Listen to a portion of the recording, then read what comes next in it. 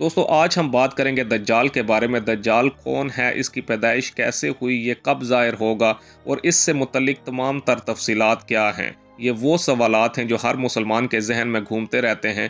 अहादीस और इस्लामी तालीमात की रोशनी में आज हम दज्जाल की मुकम्मल कहानी जानने की कोशिश करेंगे। दोस्तों दज्जाल का जिक्र इस्लाम में क़यामत की बड़ी निशानियों में से एक के तौर पर किया गया है, जबकि लफ्ज़ दज्जाल अरबी ज़बान के लफ्ज़ दजल से निकला है, जिसका मतलब है झूठ बोलना या हक को छुपाना।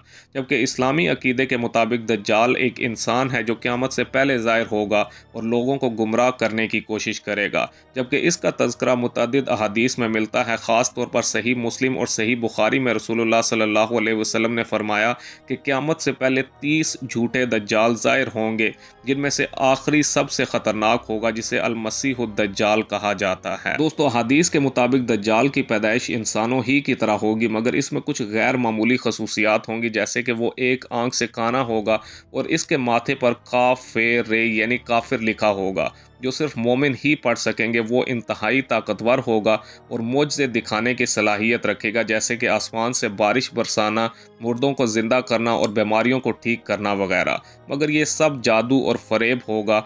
रसूलुल्लाह सल्लल्लाहु अलैहि वसल्लम ने ख़बरदार किया है कि दज्जाल के पास जन्नत और दोज़ख का नमूना होगा, लेकिन इसकी जन्नत दरअसल दोज़ख होगी और इसकी दोज़ख दरअसल जन्नत होगी। दोस्तों दज्जाल के ज़हूर की सही तारीख किसी को मालूम नहीं है, लेकिन अहादीस में इसके ज़ाहिर होने से पहले कुछ निशानियाँ बताई गई हैं, जैसे 3 साल का कहत, सूरज का मगरिब से तुलू होना और इमाम महदी का ज़हूर वगैरह। जबकि दज्जाल के निकलने के बाद इसका पहला दिन 1 साल के बराबर होगा, दूसरा दिन 1 महीने के बराबर, तीसरा दिन 1 हफ्ते के बराबर और बाकी 37 दिन आम दिनों की तरह होंगे।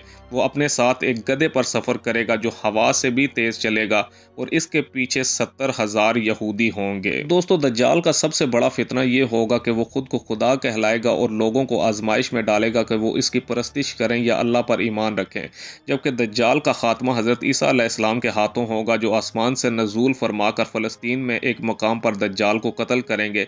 जबकि दज्जाल हज़रत ईसा को देखते ही नमक की तरह पिघल कर ज़मीन में तहलील हो जाएगा। दोस्तों आजकल बाज़ लोग दज्जाल को किसी साइंस फिक्शन के किरदार या जदीद टेक्नोलॉजी से जोड़कर पेश करते हैं, जैसे आर्टिफिशियल इंटेलिजेंस या कोई खुफिया तंजीम वगैरह। लेकिन याद रखें, इस्लामी तालीमात के मुताबिक दज्जाल एक इंसानी जिस्म रखने वाली मखलूक होगी, ना कि कोई रोबोटिक या वर्चुअल वजूद।